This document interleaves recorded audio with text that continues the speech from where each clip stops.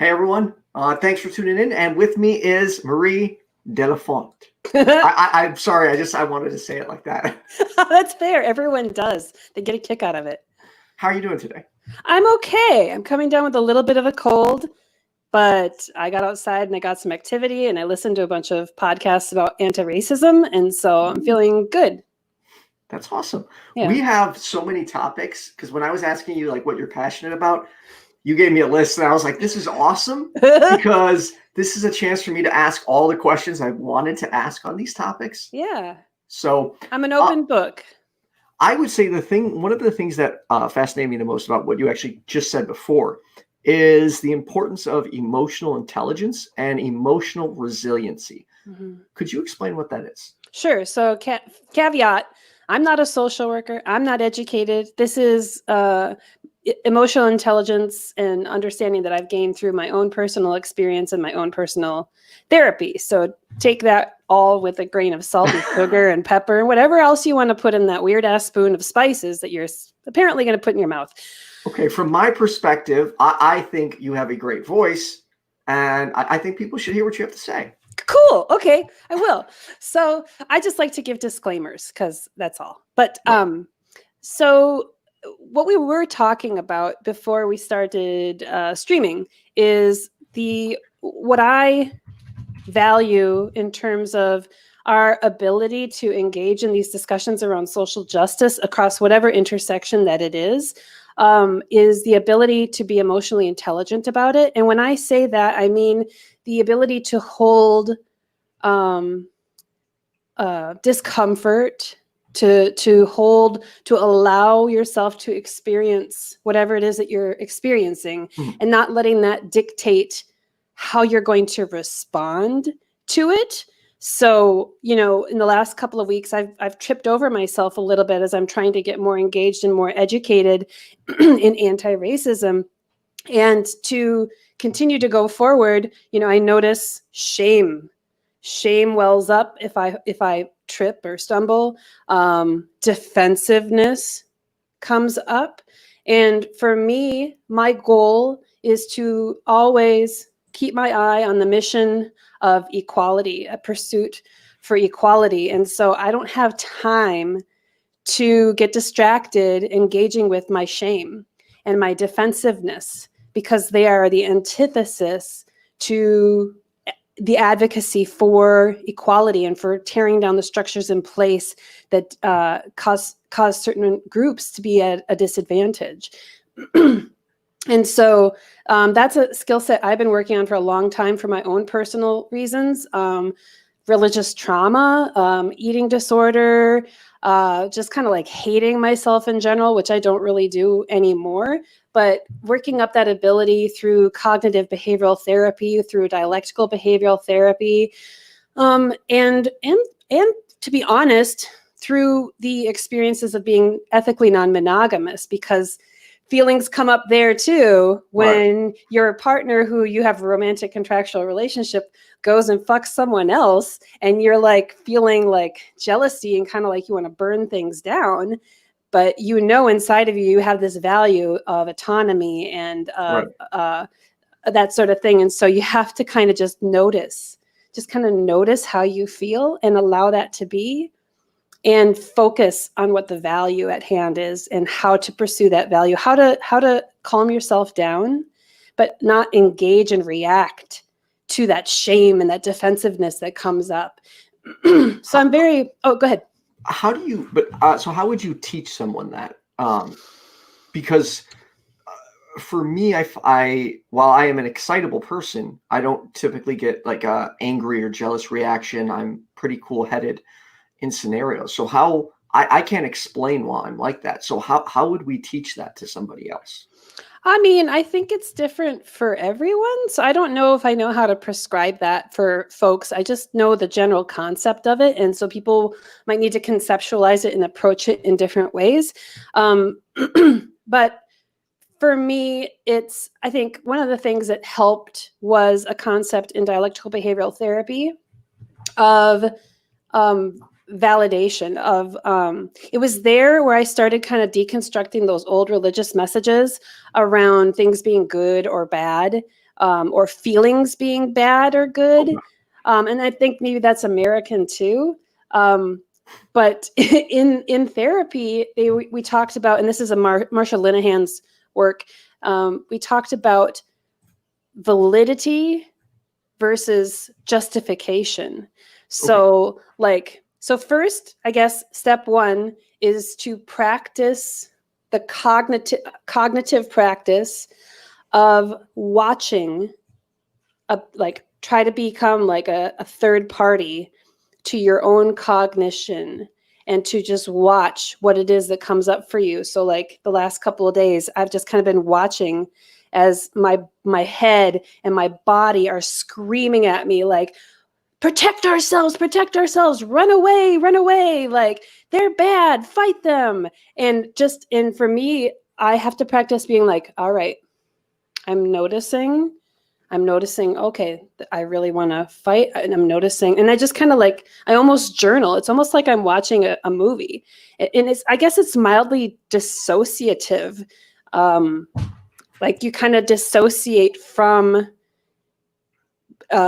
identifying as your feelings and your thoughts and allowing yourself to then regulate it and say, do you want to engage with what these thoughts and these feelings are saying? Do you find them to be valid? Do you find them to be helpful? And that's that higher executive function. You are that higher executive function, whatever you is. And that's a whole thing. Don't even get me into that. But point being is that when you foster that self-awareness, and some people are going to call it meditation, some people are going to call it mindfulness. I like to be very descriptive, so I don't really have a term. But when you start fostering that, when those feelings come up, you can describe them. And when you can describe them, then you can ask yourself what you want to do about them. And so then that's when it kind of comes down to, are your feelings valid? And the answer to that question is yes, always.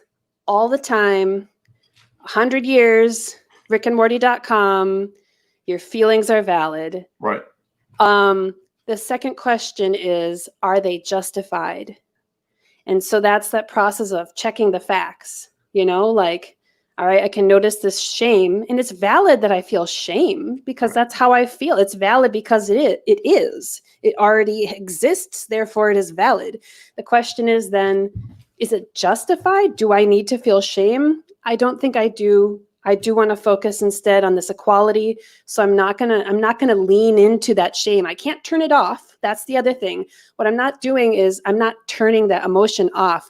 I still feel it in my stomach right now. I feel the stress of these conversations I've had and this pelting to my ego. I can still feel it in my body, but I focus on what my goal is. And my goal is not to be right at all costs. Right.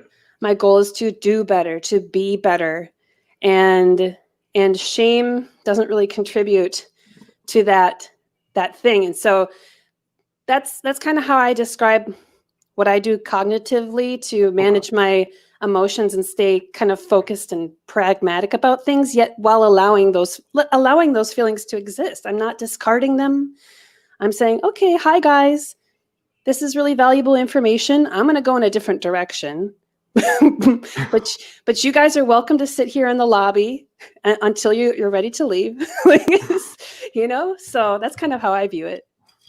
So I want to jump back to something you said when you talked about dealing with emotions in when your partner cheats on you. How referring to was it a non-monogamous relationship or? Well, I wasn't cheated on, just to clarify the example earlier. There is no cheating in an ethical, there's cheating can exist anywhere, but I wasn't cheated on in the example that I provided earlier, just to clarify. Okay. This is a consensual, ethical, non-monogamous arrangement. So there's no cheating. Oh, okay. Cool. Yeah. Does that, do you still have a question then, or did I just rip that apart? No. I get what you were saying. I guess what I'm saying is, how would you advise someone to deal with that if that happens, if they're in that scenario? Like if someone is ethically non-monogamous and they feel jealousy? No, actually, if somebody is monogamous and they get cheated on. Oh, if they're cheated on? Yeah. Well, there's two layers to that as I see it. And one is your emotion regulation, which we kind of already talked about. You'll probably need space to go and walk and talk and figure out what you feel about this, and take input from those feelings that are sitting over on the chair over there. Like, what do you guys have to say? Do we want to do anything about that? Is that justified? What do we want to do? And kind of have that dialogue with yourself and explore how you feel. And then the next part is figuring out how you want to continue to engage with this person in their life, in your life. Okay. Do you still want to be in relationship with them? Because the thing about autonomy is that they have autonomy to go and have sex with whomever they want to. However, if you're in a monogamous relationship, you've made an agreement to be exclusive. If they break that agreement, I mean, they can, but they broke the agreement. And are you comfortable being in a relationship with someone who is willing to break an agreement with you? And so you kind of have to ask yourself, how do you want to respond to that? So moving on to, since we're on the topic of sex, polyamory. Yeah. Can you explain it? Sure. So I'll start out with, and I'm sorry, I have a little bit of a cold, so I have a little bit of a cough. It's not COVID, but I'm glad it's not. It's not COVID. First, I'll start by kind of like, here's an umbrella right here. And I call that umbrella ethical non-monogamy. Okay. And there's a lot of things that come under ethical non-monogamy. The ethical part is really the important part. It means, and there's like a list of 3 things of what the definition of it, and I can't remember it off the top of my head because I'm too much data. I've been reading too much and my brain is just kind of tired. But the idea, is that it's consensual. Everyone knows what's going on. Everyone's kind of agreed to what the terms of everything is. And that's what ethical means. What ethical means for any different relationship under that is different for everyone. So you can still cheat if you're ethically non-monogamous. If you engage in some kind of behavior that no one agreed on, we can call that cheating. But anyway, ethical non-monogamy is your umbrella, and under that is like a bunch of different things. So you can have like what are they called? Like 3 people who are in a relationship with each other, like a little triangle. You can have a married couple that's monogamish, and sometimes they have, someone that they play with, but they're not like in an ongoing emotional relationship with. So that's kind of called like, that's a form of monogamish. There's people monogamish. They kind of play on the edges of, being monogamous, or not being monogamous. So that's one form. Then there's also swinging, and swinging is just a different manifestation of ethical non-monogamy with its own world and agreements. Polyamory specifically speaks to a type of ethical non-monogamy that usually involves committed, emotionally connected relationships that can often involve love and things like that. And so when I decided to explore what ethical non-monogamy was, the umbrella, I was like, I don't know where I'm going to fall under this. I don't know. Am I a swinger? Am I whatever? Like, I don't know what I am. And as I kind of got into it and started dating people, I was like, I think I kind of see myself as polyamorous. I'm a very emotional person. I really need those LOL monogamish. It's a thing. So I identify as polyamorous. So it really is a word. Thing. Look it up. I thought you were. I'm not making it up. It's a thing. Oh, okay. Monogamish. Wow, I did not know that. Yeah, Google it. It's probably an urban dictionary or something. Sorry, I didn't mean to cut you off. No, you're totally okay. I was kind of at the end of my point, just that I identify as polyamorous. Okay, and that means you can have an agreeable relationship with anyone you want. Is that correct? I'm sorry. You gotta understand. No. I am like, okay, imagine. So uncomfortable? Yes. Okay, imagine, take a very, very conservative Republican here for entire his life, and then it just all drops off. I understand. And this world's opening up. Yeah. So I have those really dumb questions. No, you're safe. I'm teasing you, but you're safe to stumble. I'm happy to tease you, and then educate Awesome. you. Yeah, you're totally okay. What was your question again? Oh, well, first of all, so you're safe to stumble, and I'm gonna And to be the dumb white boy. well, no, I'm not. I'm not gonna bring it there, but I'm gonna pick it apart, right? So Of course. the language so I can do whatever the fuck I want. Like Right. the language felt loaded, like, oh, so your husband lets you, or I don't know, maybe I'm just like worked up, but no, I get what you're saying, and that's yeah. another thing I have to learn. Mhm. Is how I phrase things. Yeah, so my value system is that I'm an autonomous human being, and when I have relationships with people, I'm very clear about, this is Ethan, breathe. Seriously, you're totally safe. We're safe right now. It's okay. Okay, cool. Yeah. I'm sweating. This has never happened before. I am literally sweating right now. Oh my God. It feels, I've had a tough couple of days, so it feels really good that I'm intimidating you. It's just, it's really what I needed. Thank you. That feels good because I hated myself for a long time, and now everyone tells me I'm intimidating. So it's just kind of weird. Well, it's your intellect. I don't know. I don't know how to deal with compliments. No, I can tell now. Now you're distancing. You get break. Never mind. Yeah. Criticize me. Bring it on, white boy. No, I'm not. Never.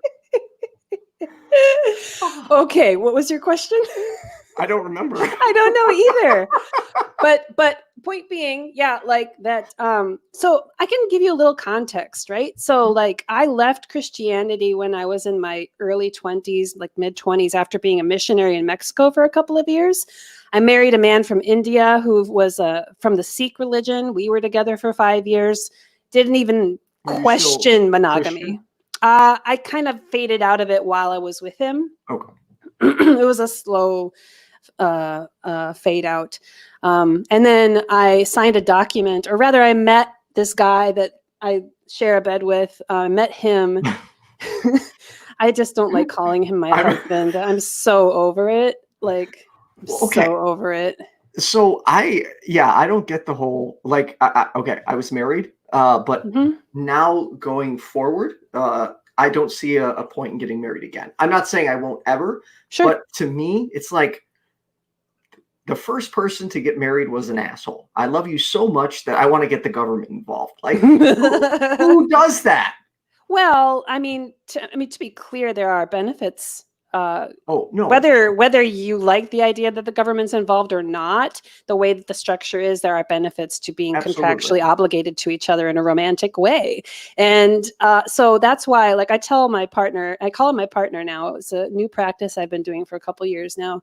But he is my husband. But I tell him every day that I would divorce him. I would divorce him so hard if I could, but it's expensive. And it's like $360 if you both agree. Well, it's near 400. I divorced in 2009. Maybe it's gotten cheap, but yeah, regardless, it's a whole hullabaloo, and and I'm just personally, this is not a value judgment on anyone else, right? Like I'm just kind of over the construct of marriage, and it kind of sounds like to some extent you might be too. Yeah, I'm not. I want to be clear. I'm not against it. I'm not hating on it by any means. Sure, no. And I'm not saying I would never do it again. Sure. I just personally don't see the point. Yeah, for me, totally fair. That's autonomy, baby. Do what you want. Hell yeah. Mm-hmm. Oh, but I was going to finish my story really quick. Please. So take your time. Okay. Well, you've got time. So I met him. His name is Keith.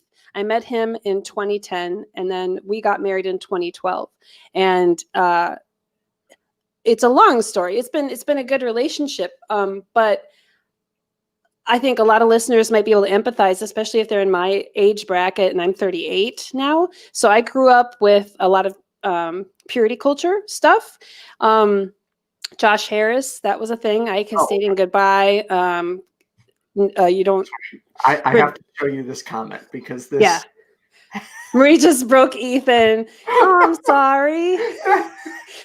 I saw that and I couldn't stop laughing, and I didn't want to look like I was laughing at what you were telling me. Oh, no. So I bring that up. I mean, I might be intimidating, but I'm not judging you. Okay, well, that's good. not. No, I'm not. Not yet, anyway. No. I've got nothing to judge for. No. But in 2017, I really tried to start unpacking because I have a lot of sexual repression issues because of how I was raised, because of internalized misogyny, because of the demands put on women who are assigned female at birth, how they're supposed to appear in the world for men. And all of that toxicity made me very dysfunctional in just like a lot of emotional ways, sexual ways, cognitive ways. And I was like, I need to unpack this. And I tried unpacking it in a monogamous marriage, and it just wasn't getting anywhere. And I just kept hitting my head on the wall. Like, I lost my chance to date, to understand myself better, to unpack more of this shit. I lost my chance. And I started wondering about non-monogamy, and I wondered if that could be a safe place for me to start exploring and understanding myself and connecting to more people and exploring my autonomy and my identity. And so I brought it up to my husband. I read like 3 books on it and got super educated on it because I knew it was going to be tricky. I knew it was going to be uncharted territory for my brain, and I got educated my husband because he won't read those books. And we dove in at the beginning of 2017. We're both photographers, so we took each other's photos at a local theater here, the Guthrie. So we took each other's Tinder photos.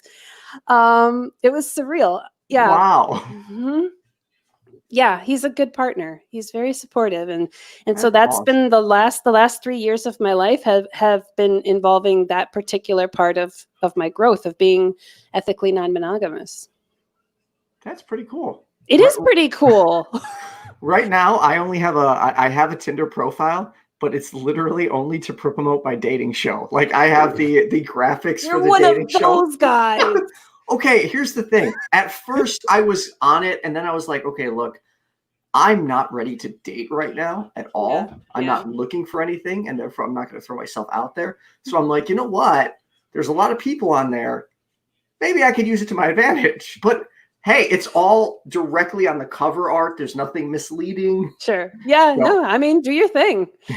I don't care. I'll just be like, So, no, if you see it, you got to swipe the right way. Pretty please. Nope. Man. I'll be like, somebody's marketing themselves or their music. I'll be like, All right. Oh, I didn't even think about it like that. When people market their music on there. yeah. It's like, that's not what this is for. Oh, I'm totally that douche right now. No, do what you want.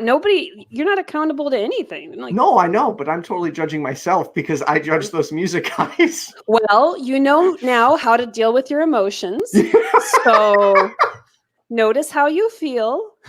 You're feeling a lot of shame. Yeah. Yes. Engage with it. Do you think it's justified to feel shame for that? Or do you feel like that's an appropriate choice? And is anyone being hurt? Are you crossing any boundaries? Or are you just annoyed at yourself? I think I'm in a therapy session, but to acknowledge, I think I'm just annoyed at myself. Stop thinking about it and just keep doing it. I am a chronic overthinker. I just literally it nonstop. So I wake up at 3 a.m. constantly, just like, wait, why did I say that? I should have said this. You can't, it's almost, for me, that's almost impossible to turn off. I hear you. I do. I wanted to jump back to something you said, though, about masculinity. Were you talking about toxic masculinity?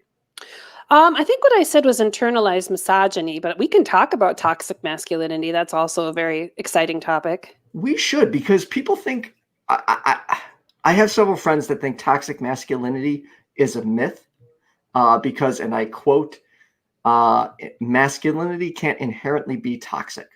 That was word for word what was said to me. Well, something that I'm learning, at least right now, is that let's not get too caught up in the terms. Let's focus more on the functional definition of what toxic masculinity is. And then if we talk about the functional definition of it, I think they might be challenged instead of just getting angry about the semantics of the term. Like, that's not how grammar works. I'm not toxic. Like, oh my God, you're right. Wow. So, I mean, and I don't feel educated enough to deconstruct what toxic masculinity is, but I know that it cripples men. It hurts men. Yes. Are you feeling that? Oh, you want to talk about how you feel? No. No, I want you to talk, but this is the whole toxic masculinity thing is just, I have that shit in the back of my head. Yeah. Like constantly, because I am more charismatic, I move around more. So it was, don't act like that. Men don't act like that. Constantly just bombarded in your head. So I have compassion for that. I don't run into a lot of people identifying as female who have a lot of snakes aren't inherently venomous, but some are. That's true. I mean, yeah. But I run into a lot of men who, women, and I use that, I don't know what I'm trying to say anymore. I got distracted. Hey, Cynthia. Hey, I was on a show with her. Yes. I think you're she, her. I'm sorry if I got your pronouns wrong. Nope. But yeah. Right. Okay, cool. Good. Oh, I'm just like so excited. And the chats are just like, ooh, so many things happening right now. So is it distracting when I put it on screen? No, I mean, yes, but I can cope. Okay, cool. I'm emotionally intelligent, whatever. It's fine. How could we test emotional intelligence? With maybe like find a white man and ask him to make a white man. If you could make the test, I feel like that'd be good enough. Okay. We trust you to measure all of us. Let us know. I would never trust a white man to measure accurately. They always exaggerate. We always. Oh yeah, that's a penis joke. I get it. I'm sorry. Was that inappropriate? I don't know. You're joking about your penis, not mine. Okay. Well, I don't. You're so sensitive. It's so sweet. I am. This is okay. such. It's okay. I'm trying to come out of my shell with this topic very much. So. Okay. Well, I was going to say that personally, I find a lot of space within me. Oh, thank you, Kristen. I find a lot of space within me to have compassion for men. I'm fully aware of how I'm impacted by misogyny, and I'm dealing with it, and I'm coping with it, and I'm growing through it. But I also see how it impacts men, and it hurts you guys. It hurts you, and it makes you not be able to be the full human beings that you are. And when I contrast how misogyny, or however we want to call it, internalized toxic masculinity, how that impacts men versus internalized misogyny impacting women. This is just my perspective. I feel like, in a way, I got the better end of the deal because, in a way, in just one way, because as a woman, for me, I was raised, culture told me I'm emotional. Right. Culture let me cry. Culture said it's okay and expected that I go to therapy. Culture expected me to be nurturing and encourage nurturing behavior. And so when I'm ready to unpack my shit, I get to go to therapy, and I'm prepared for that. And I'm emotionally prepared, and there's no cultural barriers, at least for me, or gender role barriers that I perceive for myself, getting in the way of me engaging in therapy and emotional engagement. Whereas the men that I know have so many barriers to that. And it's not just socially, but it's also interpersonally, personally, like just even allowing yourself to notice how you feel and letting that be there and just letting it sit there takes an incredible amount of compassion towards yourself, which is not something that is nurtured in men. And so I feel bad for you guys because you're the way I perceive it. Let me know if I'm wrong, but it sounds like you're they emotionally stunt you. Oh, yeah. Which stops you from being able to engage and grow through it. Like they I don't know if handicap is an appropriate word to use, but they block you. They stop you from being you.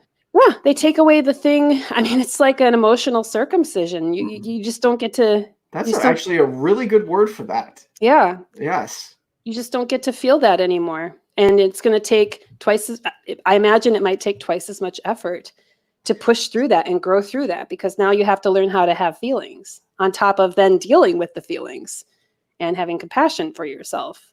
So in that one way, I feel a lot of compassion for men or men who were impacted in that particular way by the culture. See, I feel like we got the easy end of the stick, just because I feel like on the flip side, to me, masculinity or toxic masculinity, however you want to define it, is largely responsible for abuse against women. And it drives me up a friggin' wall because I feel like it goes to the power construct. And, men are supposed to be dominant and men are supposed to take what they want. And that's why I feel bad for women, because it really pisses me off that is used against women, and they're essentially forced into a position where they feel they have to oblige, and that turns my stomach. Yeah, it's terrible. It's disgusting. Something that was really interesting that I read today, I found a fantastic resource, and I'm going to drop it right now because I recommend everyone look this person up, particularly probably white folks who are unpacking privilege and racism and all that stuff. And I can't remember her name, but the organization or whatever is called Racism Recovery Center. And she's got some amazing resources out there along that theme. But what I wanted to drop was I'm trying to find it right now. I'm not. Yeah, she's on Instagram and Twitter. So there's no like landing site for like the website. Oh, okay. So you got to go there. But she's fantastic. But point being, I just found her yesterday, and the way she illustrates a lot of these social justice, a lot of these social justice issues or these intersections or these disparities or inequalities is narcissism. Like racism is a form of narcissism. Sexism. Okay, I definitely need you to unpack that. I'll try. This is her theory, right? But and I'm not going to use racism because I'm still educating myself on that, and I don't feel prepared to unpack that particular theme.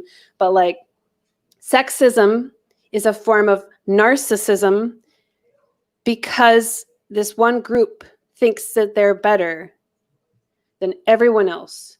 And so that's sexism. Sexism is men thinking that they are inherently better than what we're, women. Right. Every kind of ism, according to her, is a form of narcissism, which another way to say that is a lack of empathy, of being able to see a group as human, as fully human. And that kind of blew my mind open, especially in terms of understanding racism as a form of narcissism.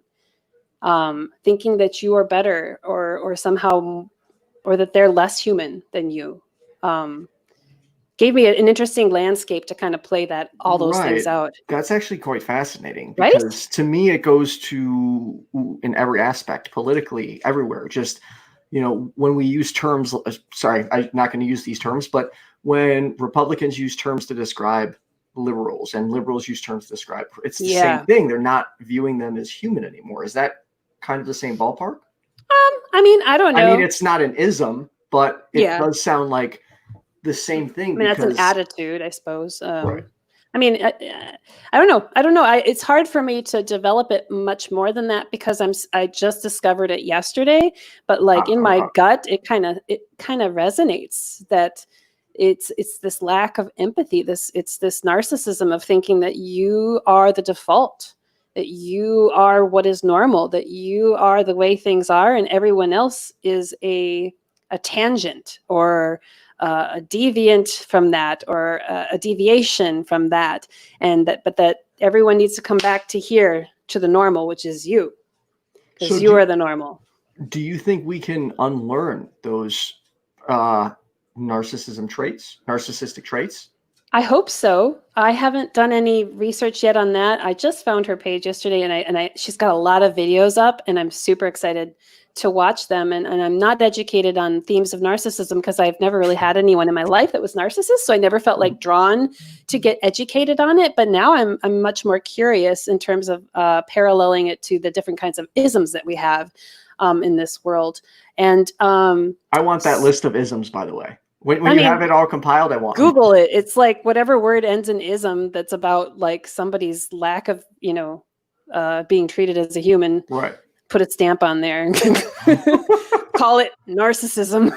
But yeah, I hope, I think, I'm kind of talking out of my ass here, right? Because I'm still in the middle of it. I'm in the middle of a journey myself of if you're talking out of your ass, then what am I doing? I don't know. I mean, you're laughing out of your ass. I don't know. No, I mean, you're clearly educated, so I don't think you're talking out of your ass. Maybe it's intuitive. I have no idea.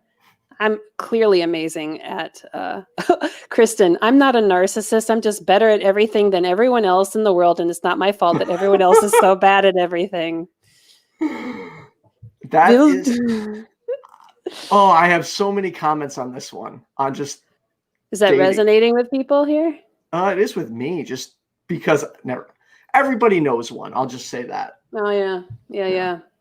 Well, I have hope that people can recover from and or manage and or develop a practice of being aware of their narcissism. And I'm currently trying to figure out what that looks like for me. And I imagine a lot of that is education. Right. And a lot of it's listening.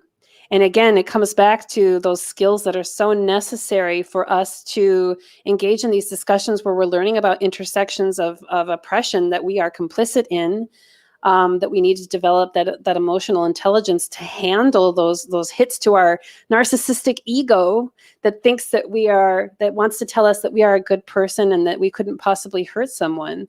And we are good people, but these are opportunities for us to become better people. And I'm stealing that quote from someone, and I can't remember her name. I just listened to her on a podcast. Oh shit, what's her name? I can't remember. Sorry. Oh, that's okay. I'm sorry to her. Oh, okay. Channing. Yeah, I don't know. I don't remember. Yeah, you're probably right. Yeah. But I'm not going to talk about that person. Oh,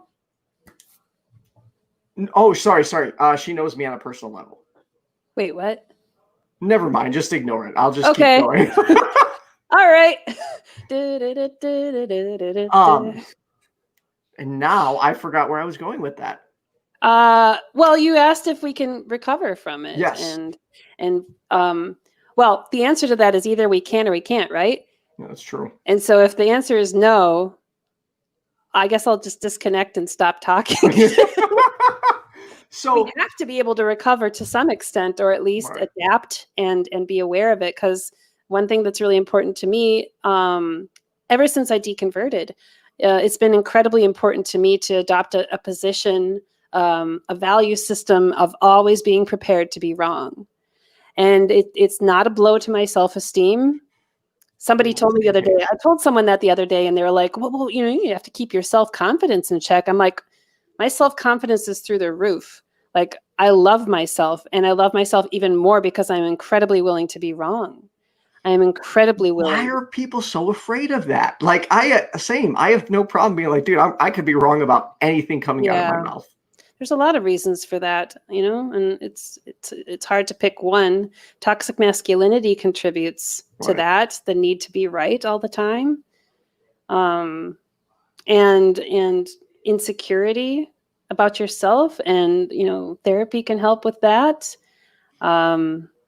So how do you think we can better get through to people when they are wrong, or when we at least think they're wrong, Well, to avoid that guard from going up, or they feel attacked by what you're saying? I feel really strongly about this, this idea of how to approach people. And this is a conversation that can apply to any intersectional topic, I think. And I'll say that I think that as soon as I kind of got more embedded in the atheist realm, or the ex-Christian realm, I've been incredibly disappointed, because they're really mean to each other. But maybe it's not just the atheists, but like, yeah. Oh, thank you. I You're welcome. wondered the same thing, but They're I really- wanted to keep my mouth shut because I'm a nobody. But I'm like, But to why? I think it might be inaccurate to say that it's just the atheist community. I think it's social media. It's the environment that we are in right now. Like, no matter what you're doing, who you're talking to on social media, it's just like, you suck. No, you suck. You got it wrong. And you yell at each other. And so for me, my answer to your question is, and I've thought about this, like, I remember taking a technical writing class, and they talk about, like, who's your audience and what is your goal? And again, this is some emotional intelligence that we're talking about. This is saying, no, I'm not going to just react because my shame or my anger is telling me, this is what you're going to say. This is what they need to hear. Instead, I have to keep up here in that executive order area. What is my goal? Is my goal to be as right and as loud as possible, and to say everything that I know is correct loudly, because that reeks of Christianity and missions work that I did? Because what I used to do is, I was given this book and this theory, and I was told, all you have to do is just read this, say this stuff out loud, diddly-do, diddly-do, diddly-do. And magically, people are going to get it. And they're going to change, and they're going to convert. You don't have to do any emotional labor. You don't have to authentically engage in any kind of respectful conversation. You're a narcissist, right? You think that you are right, and your experience and your knowledge is the center of the world, and you don't have to engage with anyone with where they are. And that's so frustrating. It right? really is. Yes. And so personally, like, that's how I choose not to engage that way. It's unproductive. If my goal is to enlighten more people, I need to meet them where they're at. I need to have a respectful conversation. And I have the emotional capacity to do that based on where I am in my journey. 10 years ago, when I'm like at an eating disorder clinic and I'm suicidal, I didn't have capacity to do that. I've had a lot of privilege and access over the years, and opportunities to heal and to grow and to develop what you're seeing right now, the emotional intelligence. And so it's my duty as someone who can manage my feelings to do so, because my goal is to do my best to meet people where they're at and try to help them. Because the way I described it the other day is that everyone lives in their own cosmos. And again, I think everything is kind of like hooking into that idea of narcissism, but we all live in our own little cosmos. And I like to like visualize it like you're sitting there in this chair, and like you're surrounded by this bubble, but it's all dark because it's the sky and there's the stars, and you're just in this bubble, and that's your cosmos. And you know it. You know where all the constellations are. This is your world. This belongs to you. You know it like the back of your hand. And all of a sudden, someone from the cosmos next door goes, "You're a fucking Trump voter. You fucking suck. Don't you know that he's racist and he hates women?" And you're like, that does not align with anything in my cosmos. So I don't really need to listen to you. Like, because you're just yelling things that you believe at me. You're not engaging with my cosmos. You're not trying to understand how I view my world. You are speaking my language right now, Marie. Right? But to me, it's so simple. I know, but it's not easy. It's not easy. It's an ideal. It's an approach. It's not something you can consistently do, and you can't do it perfectly. It's a value, though. It's a value that I hold, that I believe, because really you have to ask yourself, what do you think is the most effective way to draw a person to change their views or to be challenged? And you've got to know that on average, people are not changing their views when yelled at. They're just not. And so you could feel really fucking great about yourself for citing all the things that you know are true. Right. And being like, well, at least I said the right things. And so I'm feeling pretty good. And so if they can't handle it, fuck them. And yes, you know, yeah. What are you doing? How are you helping anything? By yelling at people. And I understand if you don't have the emotional capacity to even consider the approach that I'm talking about, and that's okay.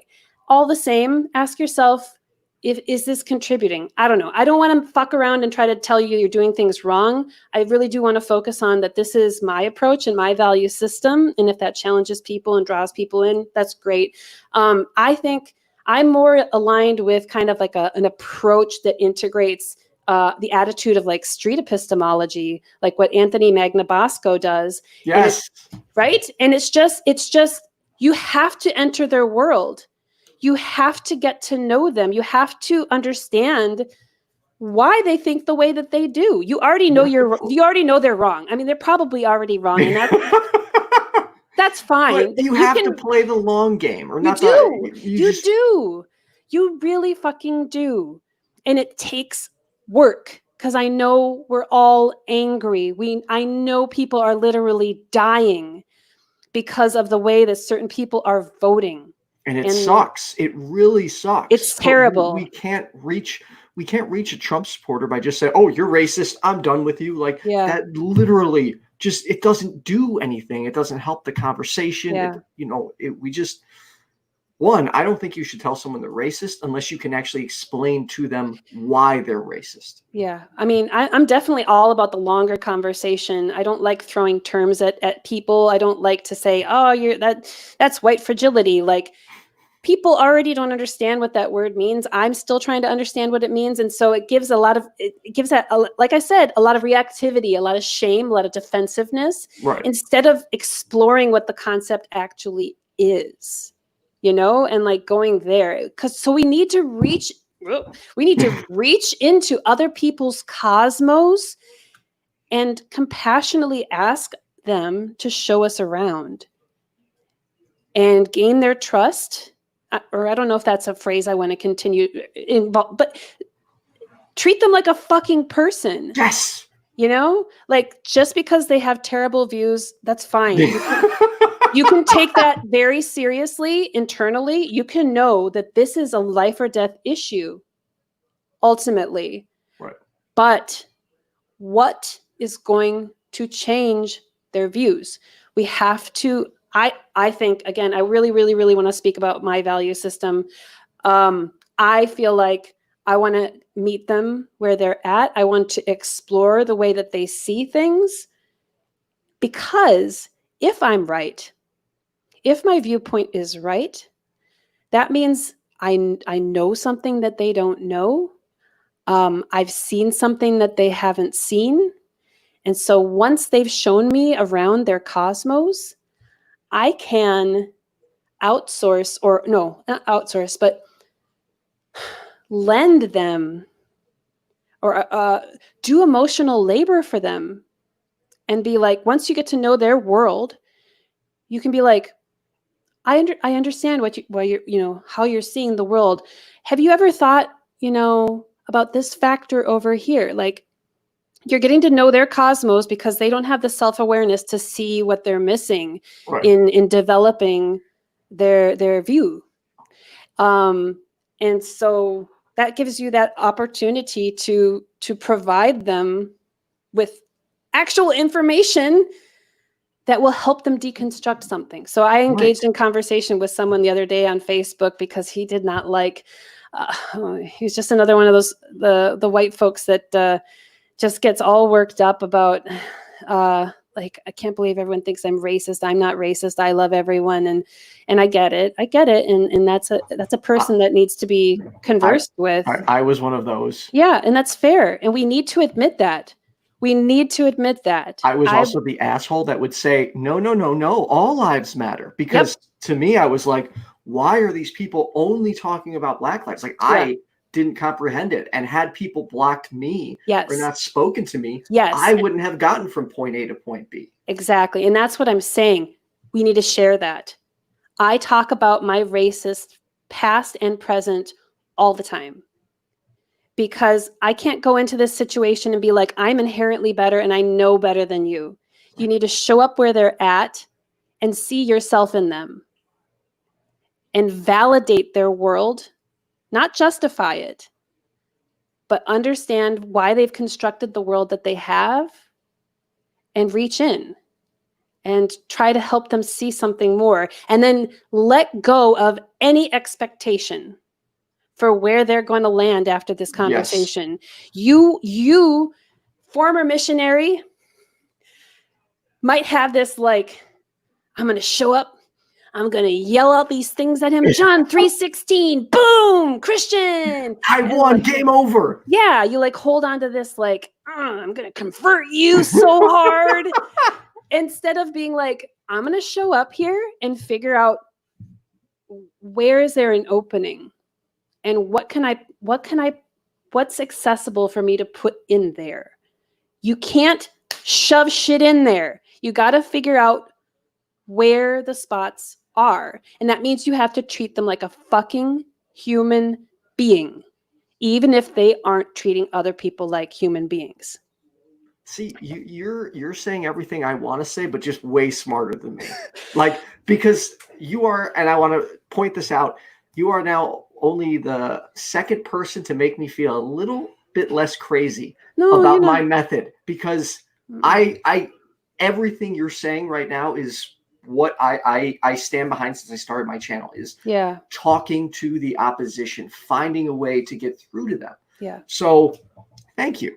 Well, and I think that's why I keep emphasizing that it is my value system, because I think that there's a lot of really good reasons for approaching it in different ways. Like, one of my partners purposely starts fights on Facebook that I know go nowhere. And I know he's he's just jerking himself off about how smart and right he is. I don't get it, but that's what he's doing. And I can't stop him. And moreover, some of us are holding so much trauma around particular issues that we don't have the emotional capacity to manage our feelings on top of their feelings. Aw, thank you, Kristen. Vill du ta mamma på magen? So apparently they think we're this individual thinks we're the full liberal package. Oh, we've got a hater? That's cool. Yeah. Hi, Nicholas. Sweet. Thanks for Hey, Nicholas. Whenever you want to talk, that extends to you too. I didn't even say anything about science. I think science is horrible. No, I think they just use it once they find out we're atheists. They're like, "Oh, you believe in science?" Oh no, they love using that. I don't like science at all. Really? It's the best way we can know ourselves in the world, so that's what we got. But also, Jesus is amazing. I love him. He's my favorite. I'm going to take that out of context and just that little bit. And I'm going on Twitter and be like, I converted her. Go for it. I don't care. All right. One thing I want to touch base on, if you're okay with it, if you're not comfortable, that's totally cool. But white privilege. Is it a myth?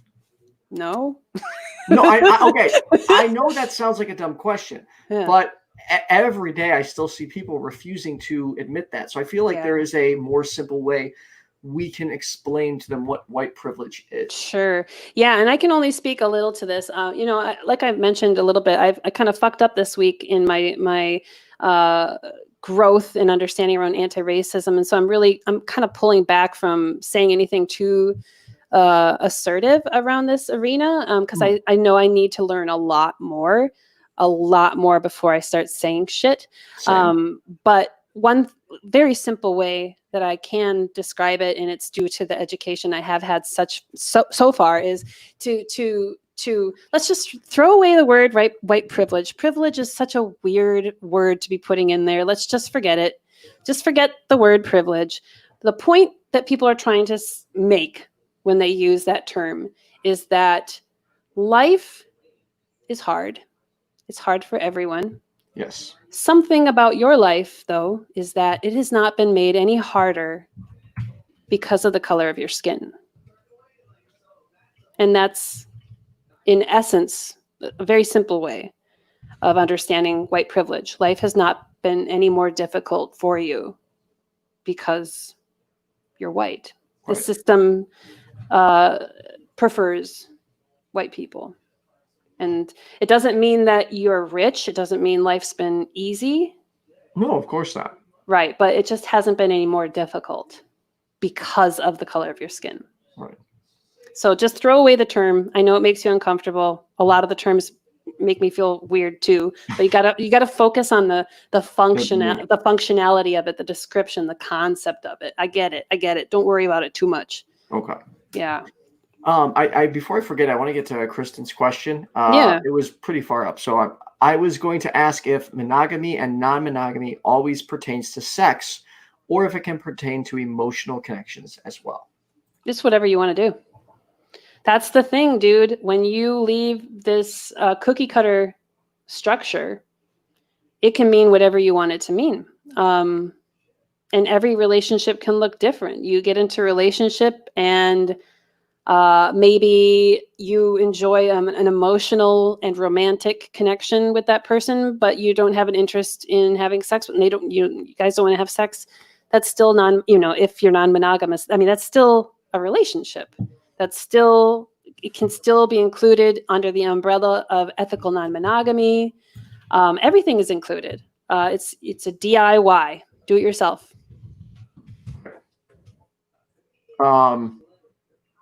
Sorry, yeah, you don't have to put anyone in timeout in the chat, please. I'm not even paying attention to the troll. Sorry. Yeah, no, I'm ignoring him too, but I don't let people express themselves unless they start spitting out, hate or anything. If he wants to intellectually, dialogue about something, I'm happy to enter his cosmos, but it didn't seem like they were doing that. No, I agree. Yeah. And then real quick, if you do have any questions for Marie, drop them in the comments. Yeah, I'd be happy to answer them. So there is one more thing I wanted to get to. You said you like talking about death. Correct? I do. Yeah. So death is a fascinating topic to me. What is it in particular surrounding death that you'd like to talk about? I'm terrified of it. Terrified. Every day I think about it. Dying, getting older. I'm 38. Dear God. I thought that it's complex, and I never had to contend with mortality growing up as a Christian, and it has been a rough adjustment for me to wrap my head around that and to see myself age and to not have any comfort of having any denial around it. And I've talked to a lot of other Christians and a lot of ex-Christians or whatever, and they've had an easier go at it of adjusting to it. Some people find relief in the fact that they don't have to contend with, eternity anymore or like that kind of thing. For me, it's been incredibly traumatic to come to terms with death. And it's been something that's constantly the undercurrent of pretty much every anxiety that I have is about being mortal and about decaying and losing control and being dependent and losing me, losing my consciousness, losing my experience of life scares me a lot. And pain scares me and immobility scares me. And so that's stuff that's been on my mind for a very long time. However, it was in March last year, 2019, that my friend Dave Warnock was name drop. I know he's famous.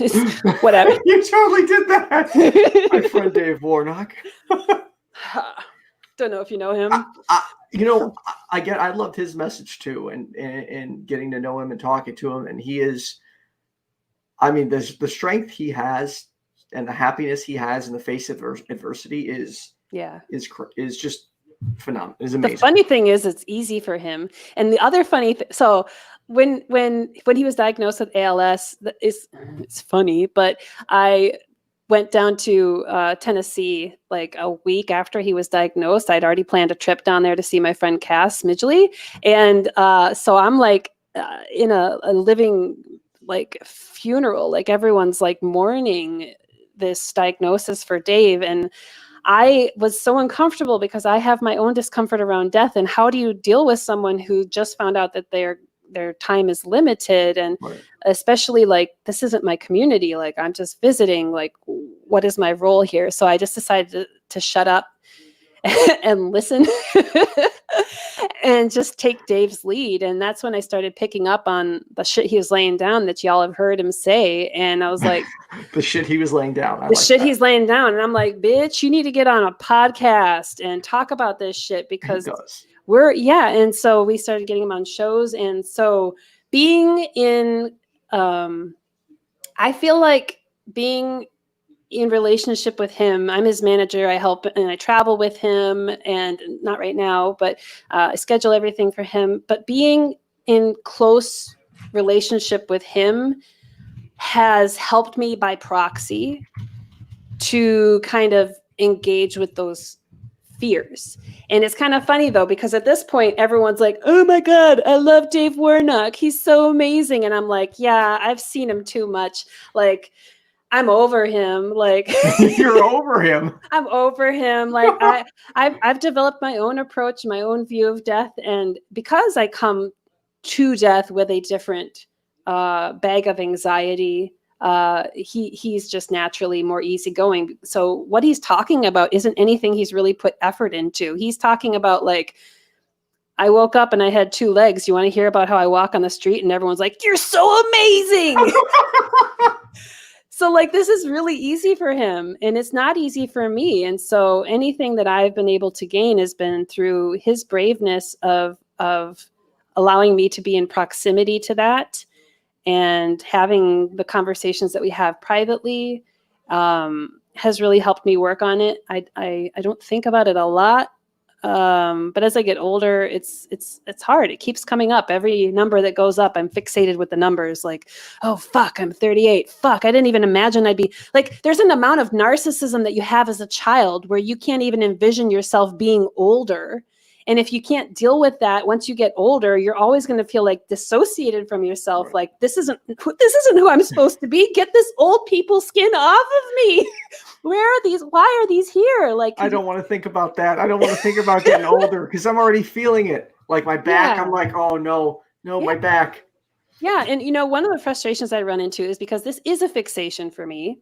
It is a fixation. And so I do talk about it. And when I do talk about it in front of folks who are older than me, they say, oh, you're just a spring chicken. It'll get better. It'll get better when you get older. And I'm like, bitch, I've had this existential crisis since I was 13.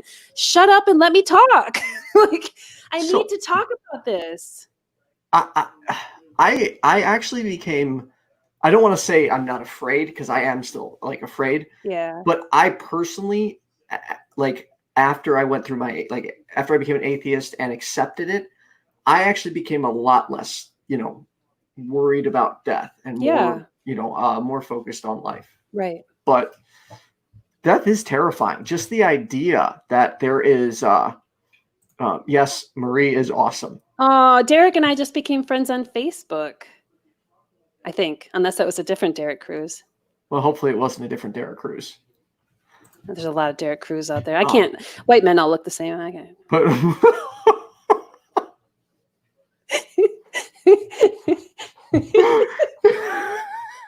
they do. Hey, I better not look like a bunch of other white dudes. Yeah, you look like a bunch of white dudes just all mushed together in like a meatball. You're a white dude meatball. Wait, is that an Italian insult? Because I don't know. Italian. No, I'm just kidding. Sure. Yeah. Whatever makes you feel the worst. I'm a mutt. I'm Italian and Albanian. And yeah, We're all mutts. Yeah, that's true. We're just human. Is there anything else before we wrap up that any resources you wanted to point people to, or anything else you wanted to go over? Sure. I would love to take a moment just to kind of plug the stuff that I'm working on. My main thing, I think, is my podcast, Everyone's Autonomous. And it's something that I'm trying to think about how I can, what even is the word? With what I'm understanding now about systemic racism, what I'm educating myself on, how can I use what I'm learning to make my platform more powerful? I'm trying to figure that out, because right now I feel so much like my voice either isn't relevant right now and or needs to weave in something more about systemic racism, yet I'm not educated enough yet. So I'm doing a lot of self-questioning around that platform right now. But that said, I've got the Everyone's Autonomous podcast, and we talk a lot about rediscovering your autonomy, having left religion, and then using that autonomy to then generalize it to the population, realizing that if you got autonomy, so does everyone else. Yeah. So let's burn systemic racism to the fucking ground and give these people back their fucking autonomy and knock over Columbus while you're at it. We just knocked them down.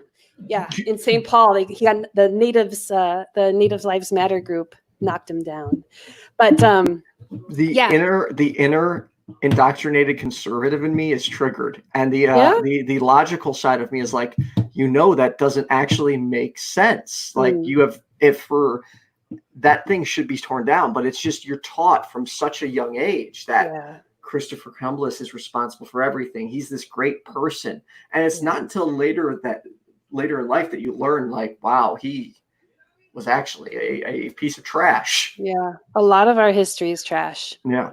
And, I'm all for knocking that shit down. I think it should go in a museum so we are aware of our history, but I don't think it should be put on display out to be, revered.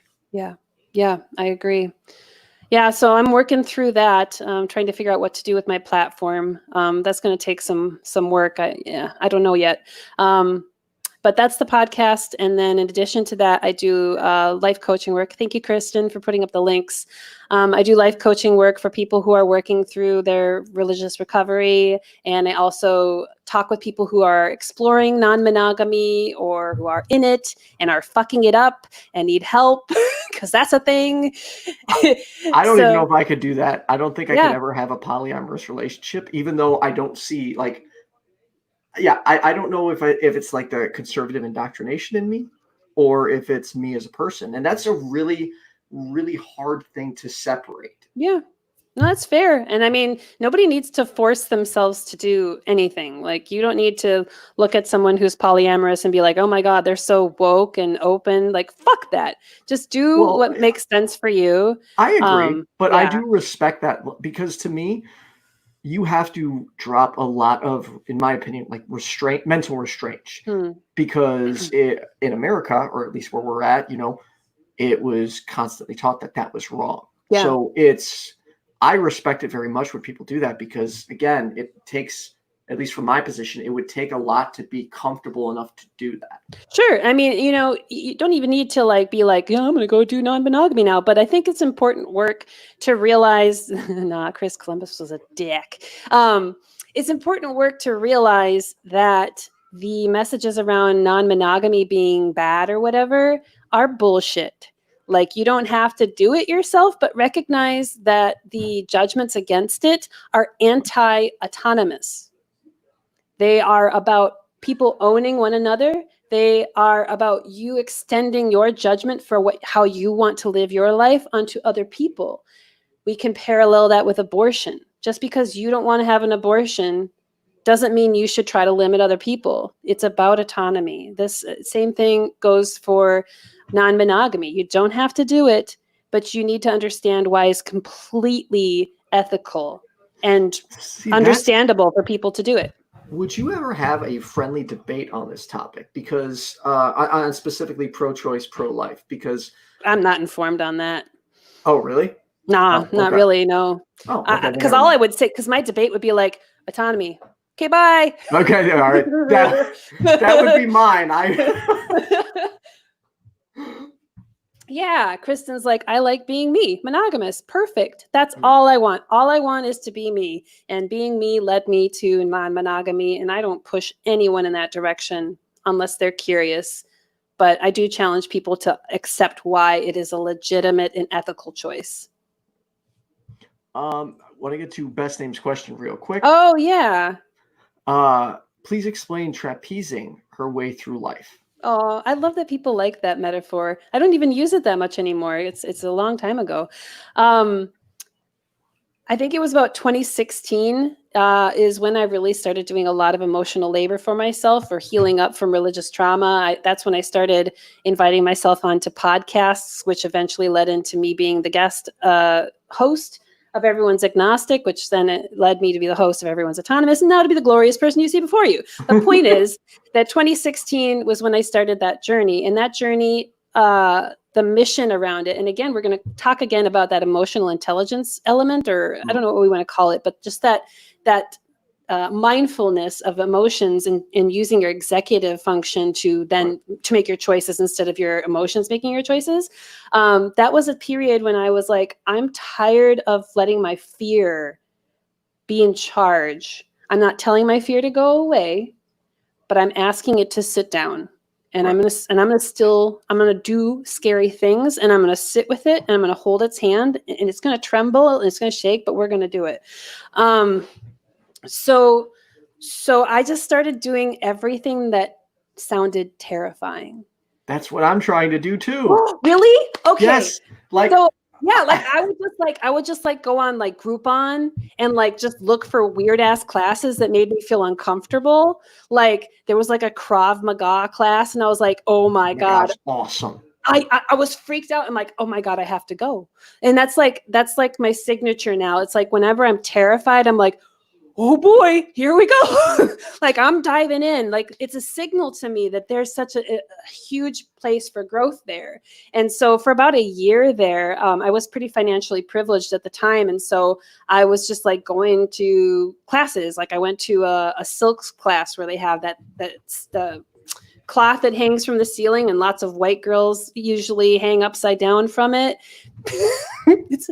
It's a weird thing, but I did it, and I was really uncomfortable, and I sat with my feelings, and I held space for them, and I did it anyway, gently, not pulling myself up by my bootstraps, not saying, shut up, we're going to do this. I wasn't mean to myself. I was like, all right, we can do this. I feel the fear. I'm going to do it because I want to grow, and I want to not be guided by fear anymore. And so one of the classes that I went to, because I don't even know how I came. I think it was a Groupon probably. It was a trapeze class. And like, I'm even like scared thinking about it, like going back to it now, like, oh my God, it was like this intro class. Mm-hmm. And it's terrifying because I've got like body dysmorphia because I'm not a body that is acceptable by the patriarchy. And then they're like, okay, we're going to strap this stuff onto you and your ass is going to hang out and we're going to dangle you and you're going to be swinging around. And I'm like, none of this feels good. But I made the choice to do it, and everyone needs to approach this differently. This might have been traumatic for someone else. For me, I chose to do it this way. Okay. And so like, the thing they don't tell you about going to a trapeze class is there's no like nice little like ladder that's like you're encapsulated by for you to go up on the platform. There's no like elevator. It's just this ladder that's just like that like, and there's no net or anything. That's freaky. No. So like the most terrifying part of it was climbing that fucking ladder. So then like you get to the top and there's no like when you get out of the swimming pool, there's like the rails go all the way to the top so that you can kind of pull yourself up onto the platform there. There's no fucking rails. You just kind of get there and then you just kind of like squirm onto the top of the platform. Mm. And then you have to stand up. Oh my God. And then they're like, okay, put your hands out. And so you put your hands out, and then the trapeze bar is here, and you're supposed to grab onto it. But it's not slack. It is tight. It is pulling you. And if you aren't being held by that guy behind you, you will fall over and go into the net. And so the only reason that you're doing this and holding onto the bar and not falling over is because you're trusting this man is holding your... Couldn't do it. It was terrifying. And he's holding... couldn't do it. Yeah, he's holding your belt there. And then you just have to like... let go. you jump and you swing, and it was terrifying. And as soon as I jumped and I rolled off the net, I was like, I'm gonna do it again. Because it's so empowering when you lead a life of fear and insecurity, to lean into those things in a safe way and to reassure yourself and be gentle with yourself. You can find how powerful you are. And so Kristen brings that up because for a while I was talking a lot about trapezing things. Like if you're going to go do something scary and do it anyway, that's some trapezing shit. Like I'm kind of trapezing my adventure, not adventure, my education around racism. It's really scary for me. It is scary, uncomfortable, me too, but I'm gonna trapeze it because it's important. It's important because people's lives are important, right. And autonomy has been stripped away from these folks all their lives. And so I'm going to trapeze this shit. And I encourage my white friends here to trapeze it too. If you're feeling a lot of fear around it, it's important. I was going to go with skydiving. Ooh, I haven't done that. I don't have any interest for that. Oh, that has to be a rush. I'm terrified. But no. So here's a very important question. Is Marie okay with being cloned? The world needs one of her in every city. Oh, that's really sweet. Put one of her in every government. Sit back and watch the world heal. You guys are so nice. Aww. You know, it's true. To me, some of the you combine you have the perfect mix of compassion and regular intelligence. I don't know what I don't know what else to call it. Whatever you think it is, yeah. Yeah, we'll just say regular intelligence. Okay. Okay. Did we point everyone to any other resources? Oh, yeah. Sorry, I got distracted. But what I was winding up saying was that the life coaching work that I do for ethical non-monogamy and I do this work too of helping people manage their feelings and kind of find that balance between being led by their fear. So you can find my coaching information at mariedelafont.com. And then the third thing I do is I'm a humanist photographer, and I had been documenting the protests, but ended up removing the photos that I took because it was revealed to me that what I was doing was exploiting Black trauma, and I have so much to learn. And so I took those down, but I'm exploring other ways to responsibly be a humanist photographer. So you can find that website at Markei, that's MARKEI photo.com. And I've got a blog there. And yeah, so I do those things. And then I take care of Dave. He's just a big old baby. Actually, Bevan probably takes care of him more than I do. Oh, thank you for putting that there. Awesome. Well, don't disconnect, but Marie, I want to thank you for doing this with me. It's my pleasure. You're fun to talk to. I hope you feel good about yourself because I've enjoyed talking to you. I hope you know that.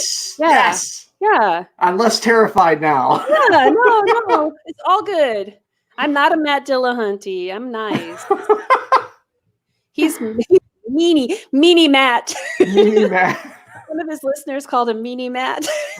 Whoa, that sounds familiar. I think I heard that. It was one of Dave's episodes. Because Dave was teasing him for like weeks after that about it. Meanie Matt, don't be Meanie Matt. I'm gonna remember that one. All right. Well, thanks everyone. Like and subscribe. Thank you to my patrons, City Plaza and Trina Deluca, and thank you again, Marie. Thank you, everyone in the comments. I'm sorry, I was very focused on talking, so I didn't really read anything. That's okay. I was having trouble keeping up because I was enjoying our conversation, so I was able to keep up as well. So anyways, thanks everyone for your engagement and everyone that's here today. Thank you. Yes, thank you, and good night. See you soon.